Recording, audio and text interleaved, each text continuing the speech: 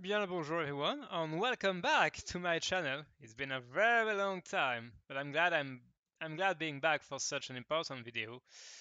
Obviously, as you can see, I'm gonna talk about Pincer formation. I'm gonna compare it to Arch. Long story short, Pincer formation is broken as hell.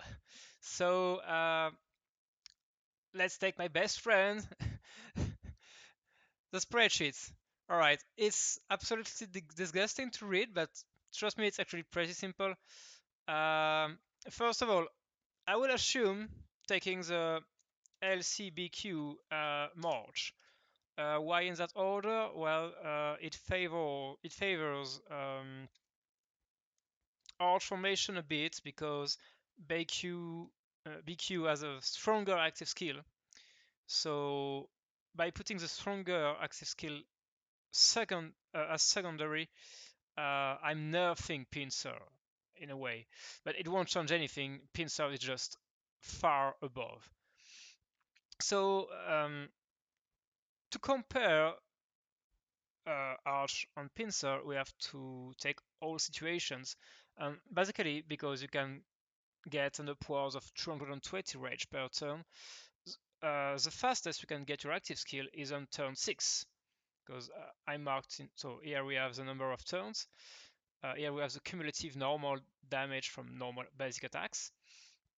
So at best I can get 1000 rage at turn 5, meaning I will launch my first active skill, being Luce, at turn 6. So Luce's active skill is 2250 damage factor. I'm gonna assume 5 targets, because we're mainly discussing open field fights. Yeah, and as long as you hit 5 targets, you will see that the number uh, below are just absurd. Because I'm hitting 5 targets, I have 15% times 5 reduction, but it's capped at 50%.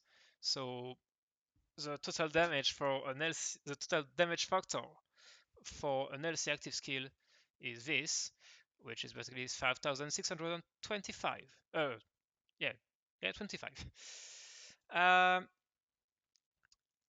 so if I have 1000 rage at 5 turns, that means I will launch Luce's active skill at turn 6, BQ's active skill at turn 8.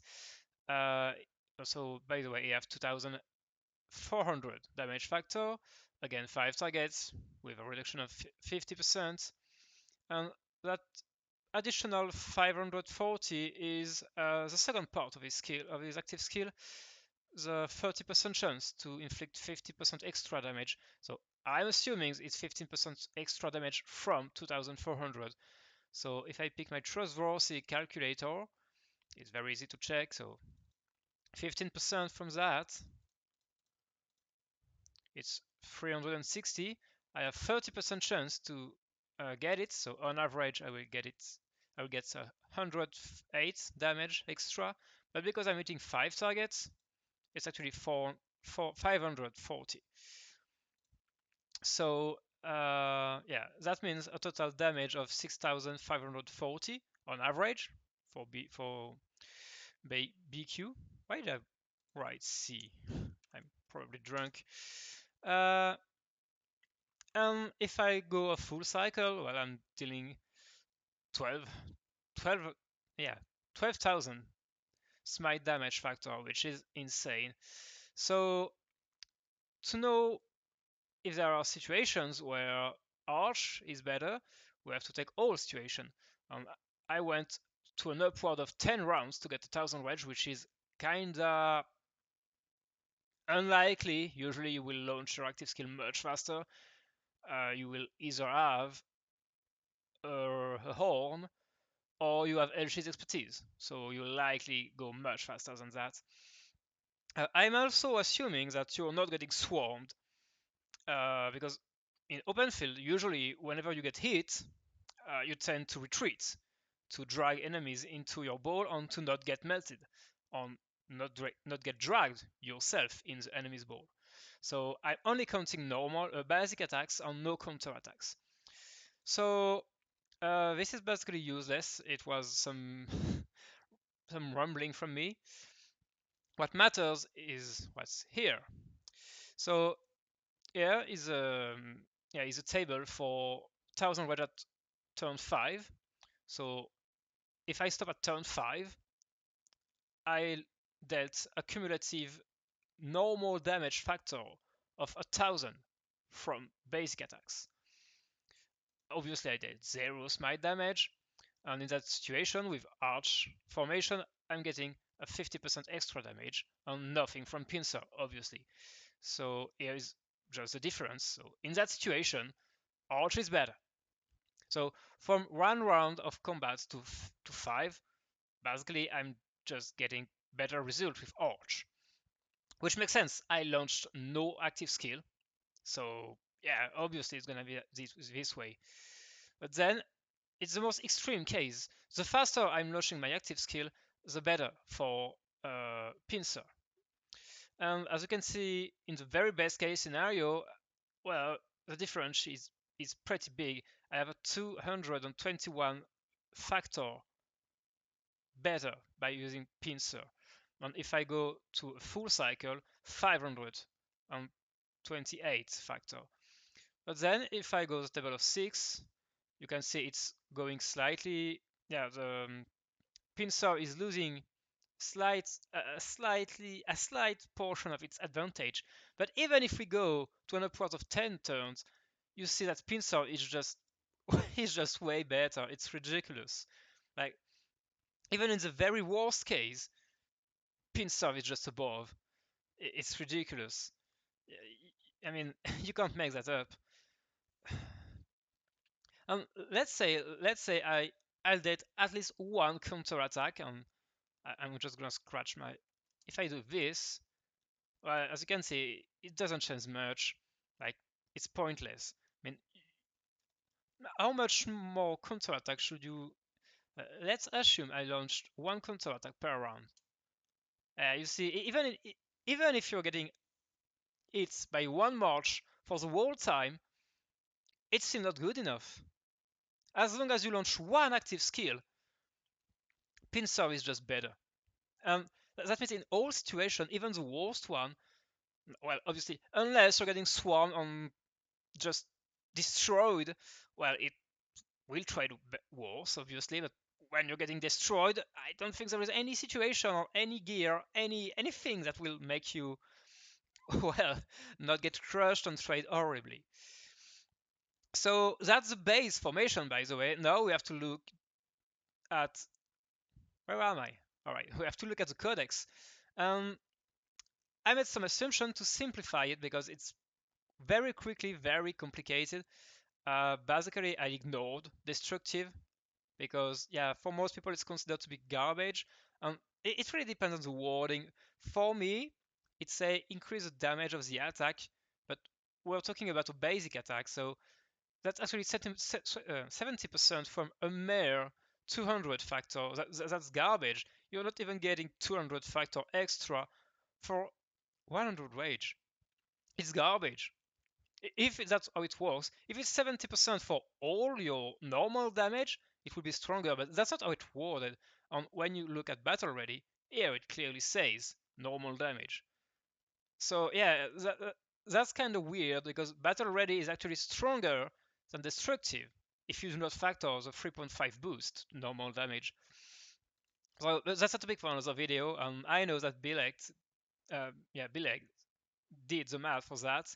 I did not check the videos, but I will trust him on that. He's good at math, so it should be fine. So yeah, basically destructive, I ignored it. I just kept the 3.5% boost. Straight to the point. What did I say? Yeah, I basically considered it was a 20% bonus to normal damage with a 60% uptime. I ignored the 10% trigger chance. But I did the same for an inscription in Pincer, so I guess it's yeah, it makes up for it. It gets way too complicated if I start to factor such things. So yeah, that's basically 20% times 60%. That's not much. It should be written right here. If I get here, yeah, that's 12% on average increase to normal damage, which is pretty nice. That's something very big. And now invincible. Yeah, so I consider that on average you will fight marches around 60%, so I counted 6%. Usually people tend to start retreating when they hit yellow, or yeah, from yellow to half to 50%. So yeah, I counted 6%, but yeah, if you're facing people that never retreat, yeah, you're gonna get a lot of damage. It's a strong one, but truthfully, yeah, it's not that great. It's only yeah 6-8%. You will very rarely get 12. I mean, straight to the point is better. It's just better because it's on average 12% all the time, assuming you trigger it as soon as it gets off cooldown. And for fearless, there is no specific trigger or conditions. It's just straight up 8% boost. And now if you go to Pincer, Toppler is completely absurd. Oh, and by the way, I'm gonna explain to you that weird things about the up to 5 time, but you can only get one stack on a target. It's actually pretty broken. I think, I mean, they designed this especially for LC and BQ. It's just that if any of those trigger this on their active skill, well, they will debuff 5 targets because they're hitting 5 targets. So each target will get one stack, and then it goes on cooldown. It's just for that. It's just so that you can apply the debuff to all your targets. The only issues with that inscription is that both LC on BQ have a small tiny smite damage factor on it. I can put that on CD and put the inscription on CD. And if the inscription is on CD, well, you're not debuffing 5 targets with your active skill. And BQ have the same. It should be right. Yeah, it's here. But it's very hard to proc it. I mean, you already watched videos about BQ. Let's be real. Uh, yeah, I mean, those two skills are most likely gonna just mess up the inscription. But nonetheless, the inscription is so strong. I mean, 20% extra smite damage taken is insane. It's insane. So again, icons for that one, we should just consider the secondary commander. But actually, in a ball, if everyone is running that, I mean, it's Toppler. It's the inscription on the scroll. It's the easiest one to get, and everyone will be running LC, and BQ. Maybe not together, but I mean that debuff will be will be will be always present on the open field in a murder ball. It's ridiculous. 20% extra damage is massive. This inscription alone is almost stronger than everything else to get put together on the arch formation. Toppler is completely broken. And then we have Demolisher.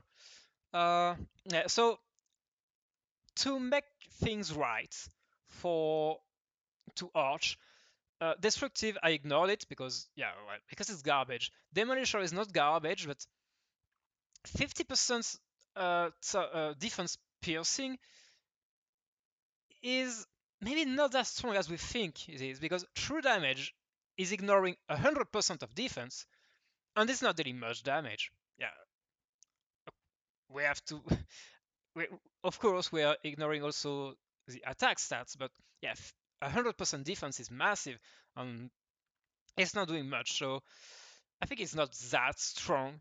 It might be the weakest one. Maybe I'm completely wrong, but yeah, Toppler is so strong. Toppler is clearly stronger than Demolisher. And Earthsight is nice. I mean, it's on average 6% less all damage taken, which is very strong. I mean, there is nothing like this in Arch. Arch is really weaker. It's absurd. And then you have Thundering again. The emblem never have some special effects. It's always just straight up boost. So I placed the permanent bonuses here. So LC has 10% normal damage, BQ has 10% normal damage, and he also have 5% extra smite damage per 10% the target is missing as troops. So yeah, if you're hitting a target at 80%, well, you already have 10% extra smite. That's actually very big because you will honestly hit a target at 60% quite often. That's usually when people start retreating, when they hit yellow or slightly beyond that. So 20% smite damage is not unrealistic to get. And when you get 25% boost with everything, well, that's massive. And actually, as you can see, I started right here to do the math to factor all of that, all the inscriptions, the normal damage bonus, and the boost. And I was like, why am I bothering? I mean, 25% boost is just massive. And we only have 14% here. Wait, why do I have 0 here? What have I done? Oh yeah, no, because it's skill damage resistance. But wait, am I wrong? Am I completely? Yeah, my bad. My bad. It's a tiny bit less. All right. I just my mistake. Here we have 0. My bad. So we only have 20%. But I mean, what I said is just keep being true. I mean, top row is just so strong. If you're alone, let's imagine a real situation. You're fighting more than 5 targets, so you will be uh, eating 5 targets with Luce, you debuff 5 targets, and then the 20% is only gonna affect your BQ's active skill. But I mean, let's take 20% from that. It's pretty easy. 20%. All right. That's 1,300 damage factor extra. That's stupid. That's stupid. And then you have your 20% boost. So I can actually increase that a tiny bit. Should be that. Yeah. 1,570 damage factor extra. Just from Topper alone. On one active skill. And as I said, because everyone will be running Toppler, it's the easiest one to get. That debuff will be permanent. I mean, unless you're the very first one with your Luce to launch the active skill, you will be the only one not benefiting from it, and then everyone else will be benefiting from it. It's ridiculous. And then you have 6% all damage taken reduction. It's broken. I think I'm sleeping on Demolisher, but it's so hard to factor because all troop types don't have the same defense. I mean, infantry is overloaded with defense. I mean, basically all their defensive stat is defense. On the opposite side, archer and cavalry have way more health than defense. So yeah, it's very hard to factor. It's also depend on what march you're using. But yeah, it's ridiculous. So yeah, let's just quickly factor 14% boost with 20% normal damage. How can I put that quickly? Sorry. I don't even know. It's just too complicated. But I mean, that alone, that part here, where we factor the baseline formation, Pincer is just so much stronger. I mean, look at as long as you launch one active skill, it's just ridiculous. And if you launch both, yeah, it's just over. Again, I picked LC first, LC primary, because I think it's slightly better because of Toppler. As I said, the 20% bonus is only for the secondary, assuming you're in a vacuum with no friends to apply that, which is unrealistic. That debuff will be everywhere. I know that's like the 4th time I'm telling it, but Toppler is broken as hell. I cannot fathom how they can release such a formation alongside BQ. Um, Actually, I say that, but I know it makes sense. They designed that formation for BQ. It was designed. They were designed together. It's so obvious. It's so obvious, and the synergy between LC and BQ is also pretty obvious. I mean, it's tailored especially for that one march to be completely broken. Oh, and by the way, I picked the situation where I'm running both strongest commander of the game together. But if you split them, it still remains true. If you split them, as long as they are primary, that remains true. As long as one of those launch its active skill as a primary, Pincer is just stronger. I know I'm a big hater of Wallace. I think he's very garbage, and he still is. He is good for one thing, and that's low heart training, because he has a single target nuke and he has shield. So yeah, for that is very good. But I would not invest 700 gold heads for that. Personal opinion. But yeah, you can just split them up, and Pinsir is still stronger. It's ridiculous. And Topper is just completely absurd. I think that will be my thumbnail. I will do something with Toppler. So the video is now over. Again, it was maybe a bit too long for something that was said in 30 seconds. Pincer is broken as hell, and I said it right at the start. So thank you for watching. Uh, I will try to make videos a bit more regularly now. I finally fixed a few things in my life. I think I was off YouTube for like 3 months. It's ridiculous. Thank you again for joining in, and see you next time.